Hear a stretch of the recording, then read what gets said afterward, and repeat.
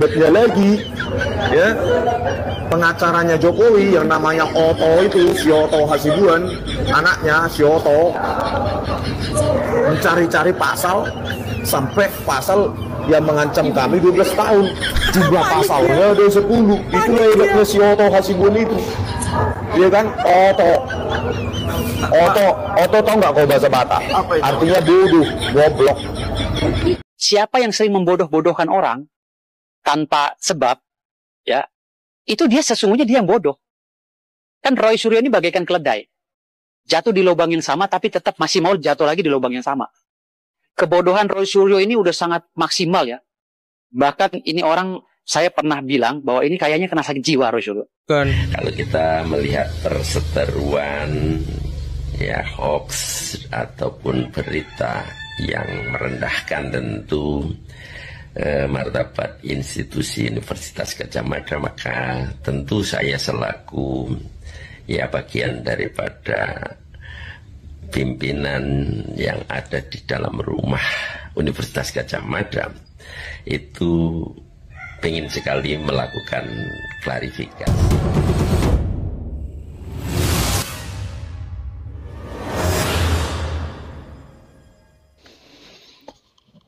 Assalamualaikum warahmatullahi wabarakatuh. Selamat datang di Maret 27 Podcast yang tidak hanya mengupas fakta, tapi juga menguliti absurditas.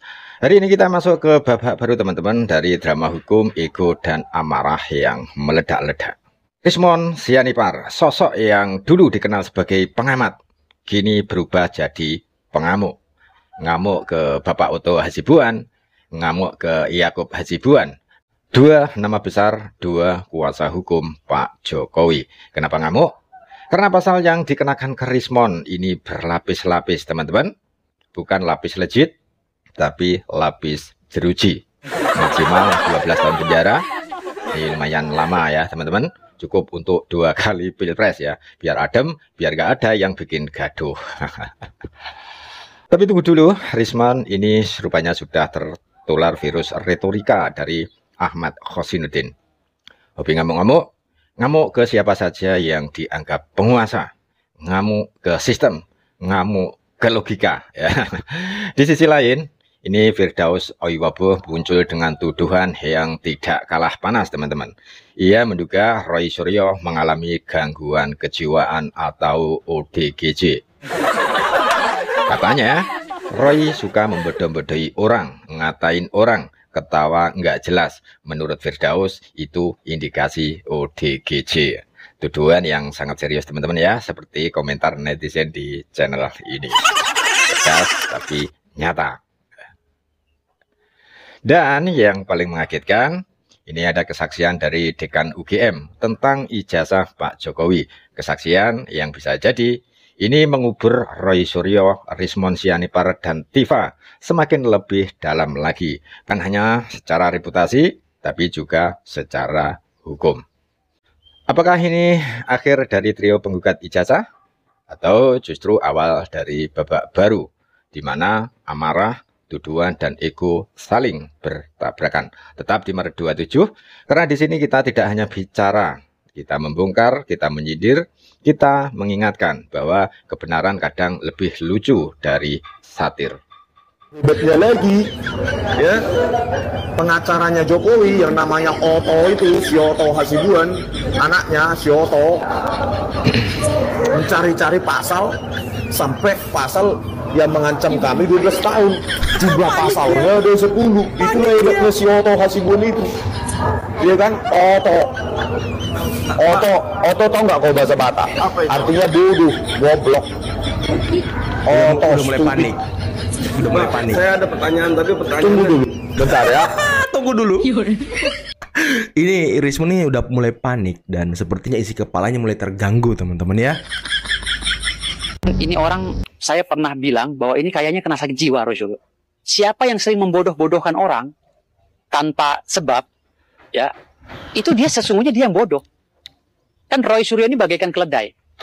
Jatuh di lubang yang sama, tapi tetap masih mau jatuh lagi di lubang yang sama.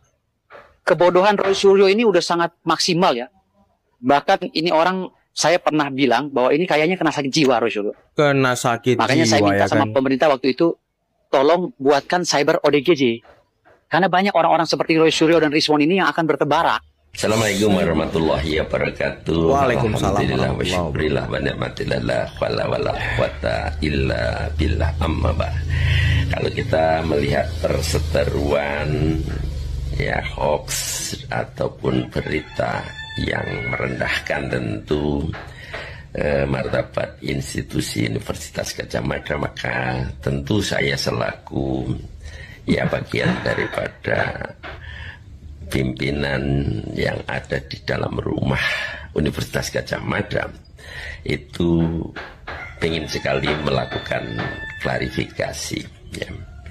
Sebagaimana kita mengetahui di dalam surat Al-Hujurat ayat 6 disebutkan, A'udzubillahi minasyaitonirrajim, bismillahirrahmanirrahim, ya ayyuhalladzina amanu in ja'akum fasikum binaba'in fatabayanu an tusibu qauman bijahalatin fatusbihu ala ma fa'altum nadimin, yang artinya bila kamu didatangi orang-orang yang fasik dengan membawa berita, maka konfirmasilah terlebih dahulu terkait dengan kebenarannya ya, Konfirmasi agar kita tidak menimpakan pada suatu kaum yang mana menjadikan diri kita menyesali atas perbuatan itu karena kita tidak mengetahuinya dengan apa jadi pasti. Oleh karena itu ya saya berusaha untuk melakukan tabayun kepada tentu Fakultas Kehutanan terkait dengan itu semua, karena saya melihat bullying terhadap UGM itu bukan hanya masalahnya Fakultas Kehutanan saja, tapi seluruh yang menjadi bagian Sivitas Akademika Universitas Gadjah Mada. Alhamdulillah pada hari Sabtu ya Pak Dekan beserta jajaran pimpinan, bahkan dekan senior, dosen senior dan alumni ya hadir bersama-sama juga dengan pimpinan universitas untuk menunjukkan kepada kita sekalian ya, para dekan ya, untuk melihat secara langsung terkait tentu dengan dokumen yang berhubungan dengan pendidikan daripada Bapak Joko Widodo itu sendiri. Wow. Akhirnya dengan melihat semua dokumen, bahkan dengan ya didukung oleh pernyataan alumni yang satu angkatan juga ya. Yang pertama ya, saya melihat semua dokumen yang disajikan oleh Bapak Dekan itu sangat luar biasa, lengkap dan apa jadi asli ya, bukan barang bikinan. Yang kedua juga berdasarkan ya pernyataan daripada alumni yang satu angkatan, terus dosen senior. Itu menjadikan kita semua yang hadir pada saat itu yang tadinya ilmu yakin ya, karena percayanya hanya mendasarkan pada pernyataan tentu pimpinan universitas ataupun dekan ya, Fakultas Kehutanan ya, maka menjadi hakul yakin ya, tidak-tidaknya menjadi ainul yakin. Ainul ya. yakin. Yakin dengan melihat sendiri ya terkait dengan dokumen-dokumen yang intinya bahwa Bapak Joko Widodo itu pernah kuliah di Fakultas Kehutanan dan lulus ya.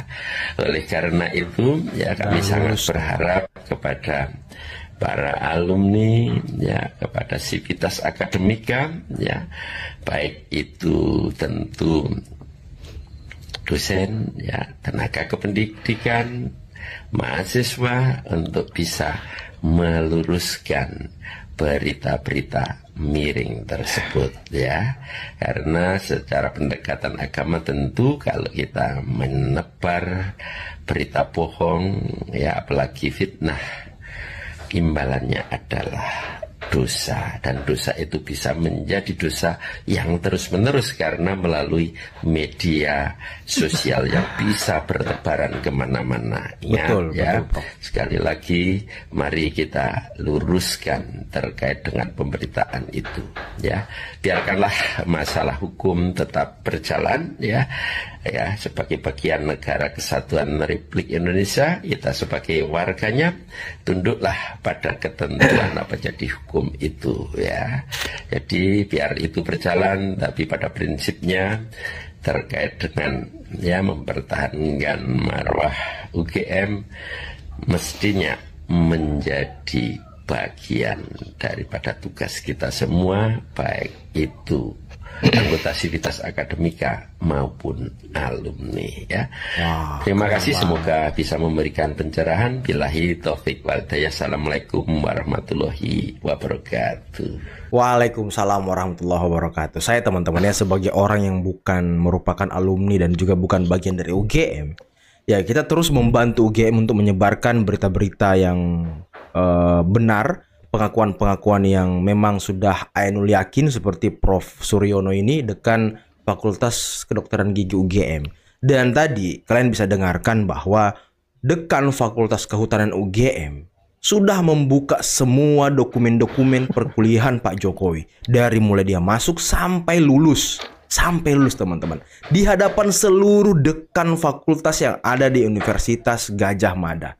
Ini adalah upaya UGM untuk lebih meyakinkan para sivitas akademikanya terkait dengan isu yang sedang bertebaran saat ini. Ya, ini sepertinya harus ditonton juga oleh Prof. Kunchoro. Kan Prof. Kunchoro kemarin juga sudah melakukan pengakuan juga bahwa memang ijazah Pak Jokowi asli. Utamanya Prof. Sofyan Effendi, mantan rektor UGM. Dia ini harus nonton video ini, teman-teman. Dan tadi ini adalah pengakuan yang sangat amat luar biasa. Ini ya, pengakuan ini sepertinya akan membuat Roy Suryo, Rismon, Tifa ya semakin dalam nih kuburannya. Semakin cepat mereka akan diadili nanti. Karena ternyata faktanya di Fakultas Kehutanan itu masih lengkap dokumen-dokumen dari Pak Jokowi. Jadi jangan mudah di-framing oleh Roy Suryo CS bahwa dokumen perkuliahan Pak Jokowi itu tidak jelas. Jangan mudah di-framing, teman-teman. Dan jangan mudah termakan isu hoax.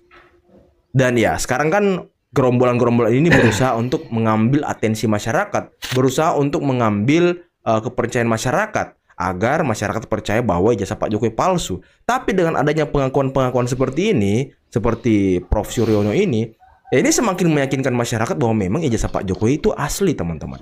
Semoga ini bisa mencerdaskan masyarakat, bisa memulihkan nama baik serta harkat martabat UGM serta Pak Jokowi.